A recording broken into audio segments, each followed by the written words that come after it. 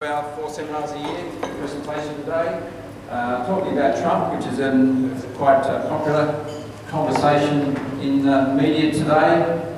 But the big issue is, why do we care? Well, why do we care is because about 15 to 20% of your money is in the US, in the share markets over there. And some of your money in government bonds is in the US as well. So we do care because the way the US performs is going to be important in how your investments perform, and importantly how much they pay you as dividends and give you an income to maintain your lifestyle. So we'll go through some of the things that Trump's talking about, whether we think it'll work or not. Obviously he's in the early days of his presidency, so he's got a lot to learn, and potentially he'll have some mistakes and some wins along the way. But just to give you a bit of background about Trump, he's obviously a bit of a maverick, and coming out of the business world straight into the world of politics. And so technically he's got no experience in government at all, which is the first time in living memory. As you probably know, all the presidents in the last 20, 30 years have been governors of different states. So you can go back to Obama. Barack Obama was the governor of Illinois. You can go back to Clinton. He was Utah or one of the Nevada, one of those states. Ronnie Reagan was in California. The Bushes were in Texas. So they all had experience in running states before they got into the presidency. Unfortunately, Mr. Trump doesn't have any experience at all in that area, so he's going to be learning as he goes along, I guess. His success, as you know, he's a multi-billionaire, but it's been built on property, and that property empire was partly inherited by his father, and he's had that and developed that over the last 30 or 40, 50 years. So he did get a bit of a hand up it, like Rupert Murdoch. Rupert Murdoch started with the Adelaide Advertiser and built up to what we know as News Corp now. But his strength is his strong negotiating skills, so he's always been able to negotiate good deals or try and use that technique of perhaps it's bluster or aggression or something like that in his techniques in business. So not sure if that's going to work all the way in the political world. It's also been across different types of property, so primarily in the US, from golf courses to casinos, 2 casinos in Atlantic City he had, and they went bankrupt, so it wasn't a great success there. He has other casinos, I think. He's got quite a lot of private rentals in the state of New York. His company was taken to court for being biased against American Negroes in applications for rental accommodation. So he's got a bit of a bad track record there from an ethical point of view. But you know, one of the things he has done is obviously still built a big empire and still been successful as a business person. So the next thing is the main story then is he's really going to have to pull together a lot of the right-wing views he's got at this stage, and he's got a guy called Steve Bannon who has got a lot of right-wing views, who's in his caucus of secretaries and advisors. He's also got people like a guy who used to be head of the Goldman Sachs, who is effectively representing Wall Street in his area, in his caucus. So you've got some quite divergent views in his caucus, and he's tended to be a bit of a chameleon. He changes his views very much. He's been in the Democratic Party, he's been in the Republican Party, he's been back in the Democrats, he's been a Republican, depending on which week you're talking about. So he does change his mind a lot, and that's one of the things that he doesn't really have an overriding ideology, if you could put it that way. Most people are Republicans, stay Republicans. Most people are Democrats, stay Democrats, and they have an overriding ideology that backs that. So he's got a few issues to bed down over the next few years, and obviously got 4 years to do it. He's the oldest president ever elected, so he might not have a lot of time after 4 years, but we'll see what happens. So now we'll look at some of his policies and see what happens if if this looks like good economics or not from our point of view. Obviously, we've got a vested interest in having a successful US economy, having successful companies making good profits in the US. So I'm going to look at their economy, some of the things he's proposing, and seeing whether that works. So the first one is build a wall between America and Mexico. Now, his theory is that he can get the Mexicans to pay for that. If that fails, he's trying to use a border adjustment tax or a tariff to pay for that wall. The cost is going to be extraordinary, about $20 billion, which even in US terms is an enormous amount of money. Covers an extraordinary amount of rugged terrain, goes over a huge number of regions of America. And as they found with the Iron Curtain, and usually things don't work because people just invent more clever ways to get through them. So another issue is in Texas that people own the land privately owned, and they actually have to buy the land to use it. So he's got a few issues there. He's got to do that, but you know, he's got a potentially, that was one of his vote-winning policies. But I think overall that the costs outweigh the benefits of it, because at the end of the day it's a lot of infrastructure that does nothing. It doesn't really stop the flow of, it probably won't stop the flow of illegal migrants, and you know, for the cost of that is quite minimal. The other issue is that a lot of the Mexican migrants have been providing a very cheap source of labour for the US for many decades. They've used the Mexicans because they didn't have a green card. They've been able to exploit them and keep them on very low wages. And that's been able to feed into a pool of labour from domestic help to the farming communities. A lot of the, if you go look at California, from Los Angeles down to San Diego, so one huge food bowl there, agricultural food bowl, which is fed by irrigation, from soft fruits to vegetables to nuts and dates. A lot of the agriculture there is farmed by illegal migrants. Now the idea there is, of course, he's saying all these illegal migrants then shouldn't be there, should be back in Mexico. But the thing is that these migrants provide a lot of good, low cost labour for US companies and businesses. The key thing is that potentially if you start deporting them or stop them coming in, you're losing that labour force. The other concept to think about is that they are providing some export industries. Some of that agriculture is exported overseas. So things like dates, you will often see that dates are made in California. That's all picked by basically Mexican labour. Off-season fruits like oranges are exported. We often see in the supermarkets when we're off-season, they'll import oranges from the US because that's a cheap source of oranges from the Northern Hemisphere. So the US does export agricultural products. It also exports a lot of other sort of low-value products like cotton. Cotton's a major export as well, and timber. So some of those are obviously mostly it's the agriculture areas where the migrants work, but they do provide a competitive export industry of America. So the only issue though is if we do start getting rid of that low wage workforce, the key thing then is you then have the remaining people in that workforce able to push up wages. And this is what happened in one state in America. I can't remember, there was an article some time ago, but one of the states in the Midwest, Nevada or Utah, did deport the illegal migrants. They did have a resolve that allowed the low-wage workers to push up wages.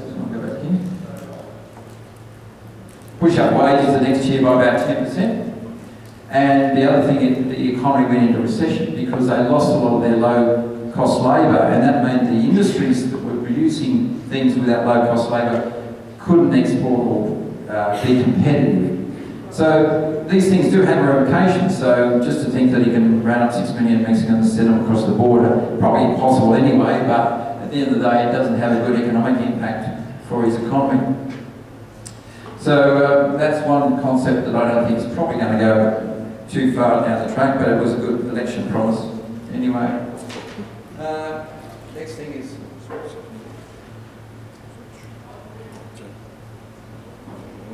keep going on. So the next issue is the trade deficit. Now, the trade deficit, as you know, in the US is a big issue. They import more than they export, and this is the balance of trade primarily. This is the physical things they export and import. If you look at the graph here, we've got many of the countries that the US exports and imports with. The big one, of course, is China. They import a lot more than they export to China. Other countries, pretty much every country in that list has got a trade imbalance with the US, that is, the US is buying more from them. And the consequence was that you could look at that graph and say, well, the easy way to fix that is stop the imports. Well, that sounds very simple, and that's probably what people think in simplistic terms. But of course, when you're importing products, it's just not just for consumption. A lot of these products actually go into manufacturing other products. So if you're a car manufacturer, you're right. If you're a car manufacturer in the US, you probably import things like starter motors or radiators from plants in Mexico or Canada. A lot of imports coming from Canada because they've got a reasonable large manufacturing there. And so if you start to increase the cost of those imports, what you then do is push up the price of the product that's made in America. And so that then starts to reduce the competitiveness of those industries.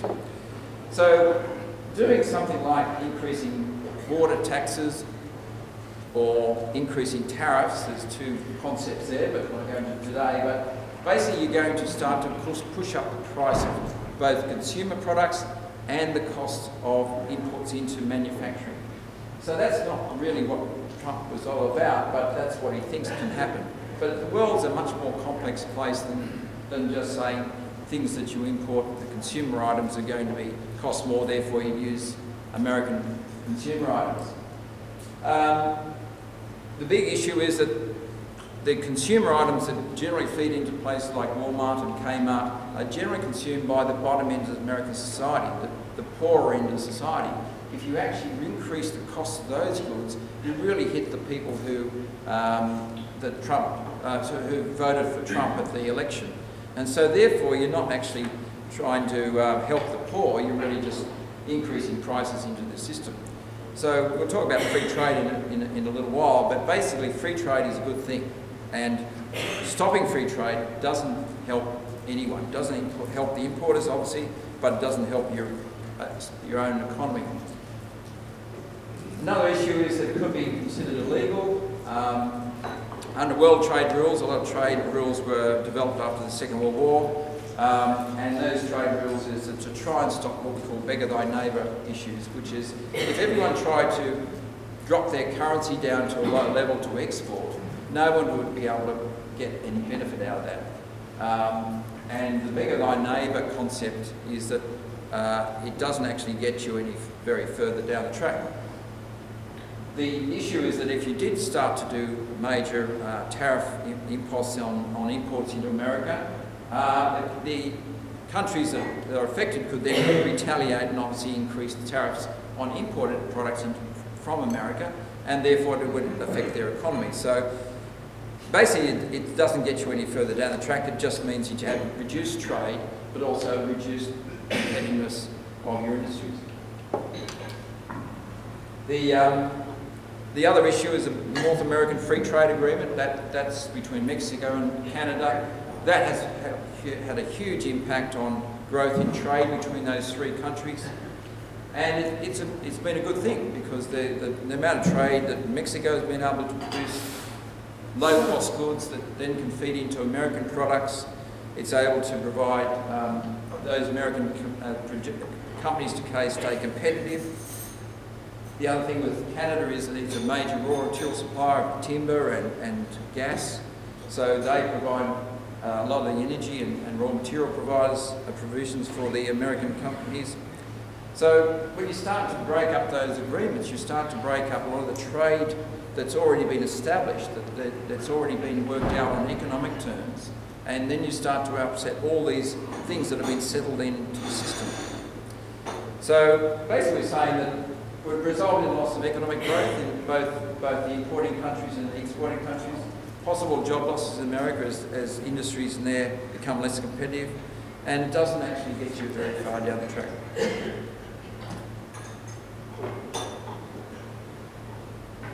The other issue is that you can't really switch between, a lot of manufacturers in America don't actually produce some of these goods. So one example of that is the iPhone. 4% of the iPhone is only produced in China. So even though it's manufactured in China, you just physically can't take on the manufacture of iPhones and put them in America, because the Chinese can say, well, we won't supply with that 4% of those components. And that 4% is still not going to mean that even if it's 1%, the phone's not going to work, basically. So your interrelationship these days between economies is so much more complex than, say, even 20, 30 years ago. The complexity of making a computer, a lot of the things that are made in, like assembled in China, you'll see made in China on a computer or an iPhone or your electronic goods, a lot of those components come from Japan or many other countries. So they're importing and assembling. Some of the main components are made in China, but not everything. So a lot of this concept of made in China is actually only a fabrication, bringing together components. So at the end of the day, the American economy is linked with the rest of the world, and once you start upsetting those relationships, it has lots of implications for lots of companies in the world. Basically over time, it reduces the US manufacturing competitiveness, and it also accelerates the decline of US manufacturing. And it is true US manufacturing has declined over time, but that's a reality across the world. Australia's manufacturing has declined.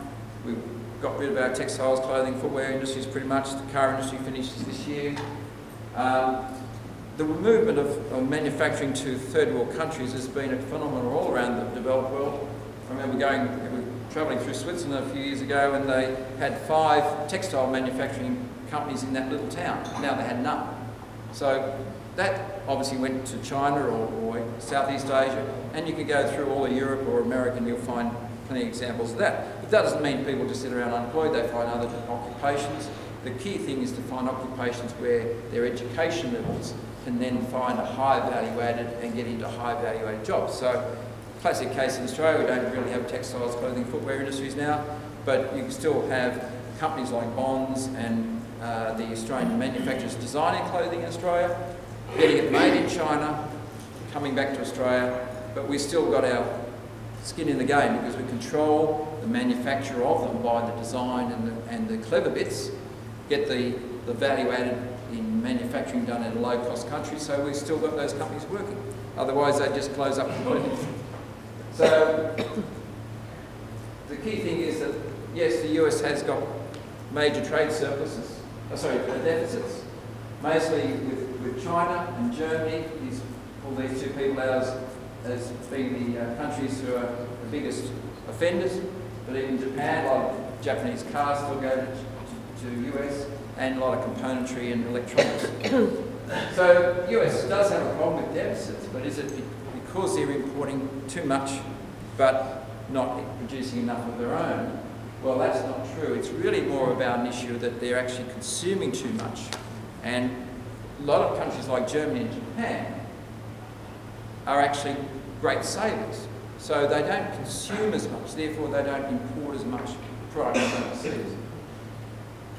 Another issue is the US-China trade war. If he does specifically go and put barriers to China, China can react much more quickly and much more devastatingly to the Americans, because the Chinese is a command economy. It's still really run as a communist economy. That we call it a command economy, where they have a lot of control over industry. 70% of Chinese industry is still owned by the Communist Party, by the government. They can still stop things happening if they don't want it to happen. And so if the Americans decide they want the Chinese, take on the Chinese in a trade war, stopping their imports, what can the Chinese do? Well, they can do a lot of things. They can ban imports back to the US manufacturers, and of course the supply chain is so spread out and also so crucial that crucial components of manufactured goods in America would disappear. They just can't get them. They can ban the exports of components to other US companies all around the world, not just in America. They can ban students from studying in America. we'll talk about that because one of our major industries now is education services for overseas students. So the Chinese could actually be a very, they have an economy where they can just say industries stop exporting, they can just walk in because they basically own them, the government owns them. So that's something different to many other countries. And we're not comparing, you know, the American economy is completely different in the structure. Ownership is obviously not by government. They can't do the things that the Chinese do. So I think that if other things that the Chinese could do was stop the flow of money into America because they provide a lot of the finance for the government debts. And this could stop the, well, the first thing is stop the flow of money going into America to finance their deficits, but it would have a big impact on their bond market, which could raise interest rates in America. And that then would flow probably around the world. So the Americans need the Chinese more than the Chinese need the Americans. The Americans need the Chinese for cheap products, imports.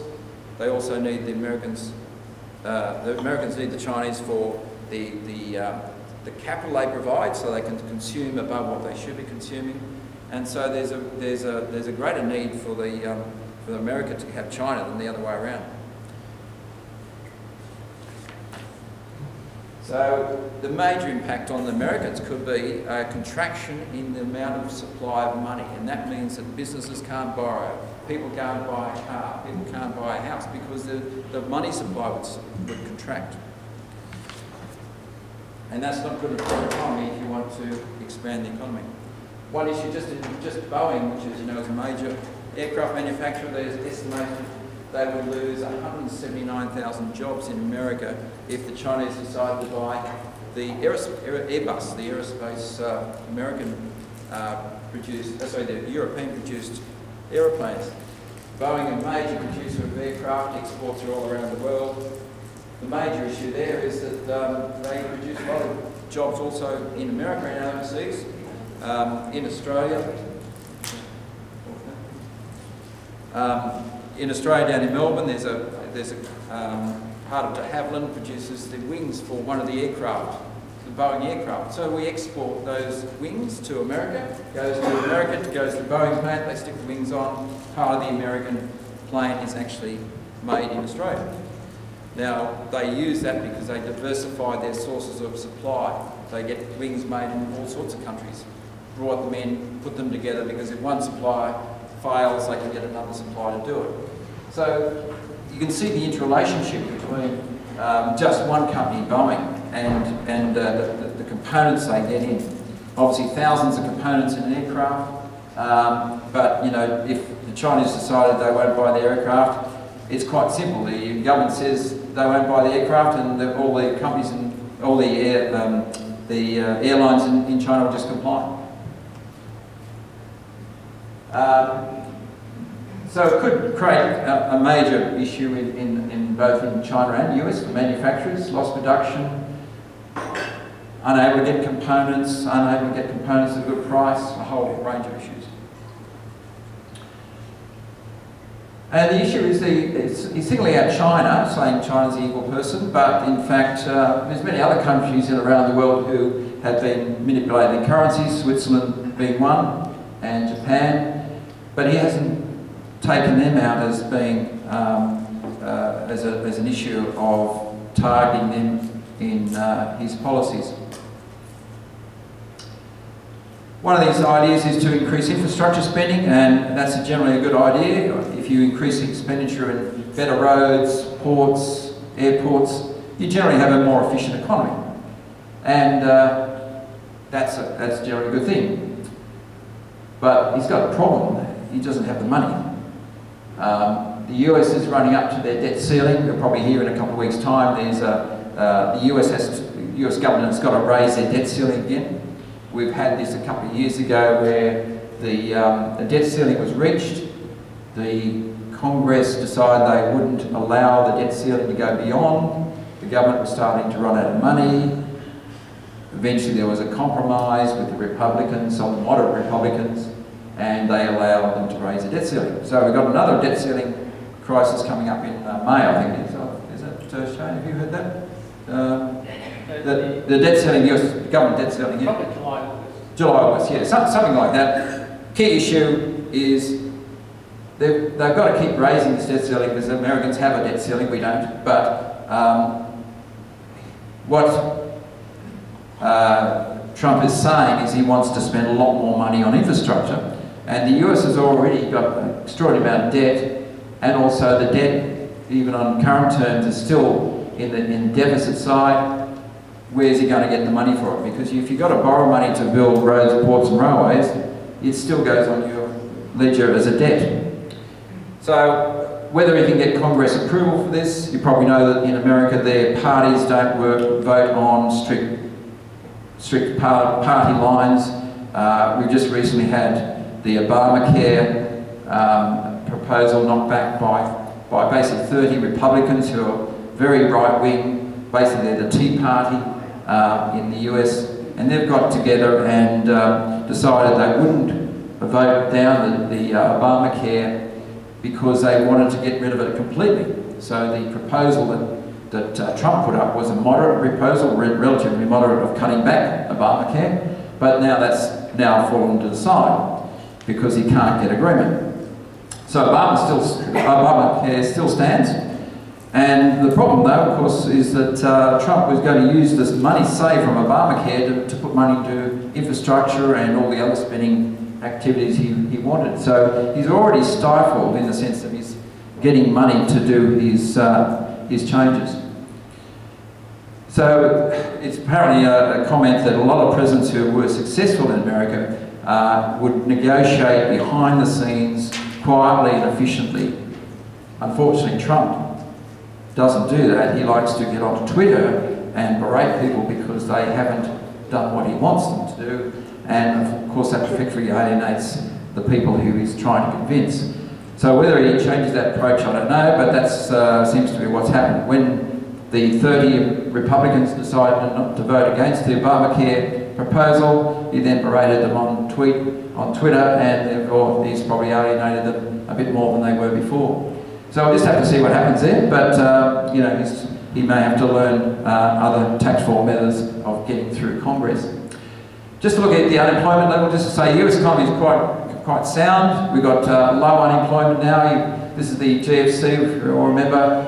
US unemployment now is back to what we call full employment. The big issue there is that you can see now payroll employment's gone up. So as people get employed, they get pay taxes, they start to buy new cars, buy new houses, and keeps the economy rolling after the GFC. And the only issue is that, coming back again to the issue about infrastructure, you can see here that the amount of total spending on construction in the US has declined substantially over the last 20-30 years. And the public spending has gone down particularly as well, only 1.45% of GDP. And you can see that there is possibly a need to increase that area, but as I said, it's going to be hard for him to get the money. So I'll go back to light vehicles. Just a couple of other areas the US are doing well. Light vehicles, if you're buying cars, you've obviously got a job, and you can see here after the GFC, a gradual increase in the number of people buying cars, which is saying the economy is doing well. The big one that affected America going back a few years ago was the housing starts. People were being lent money who couldn't afford to pay it back. Housing starts went up to about 2 million a year, then collapsed during the GFC. Now it's recovering to about 1.3 million. So effectively housing starts are doing well. Obviously you've got to have a job to buy a house in America these days compared to what it was. And then coming back to public construction spending. So this is the infrastructure.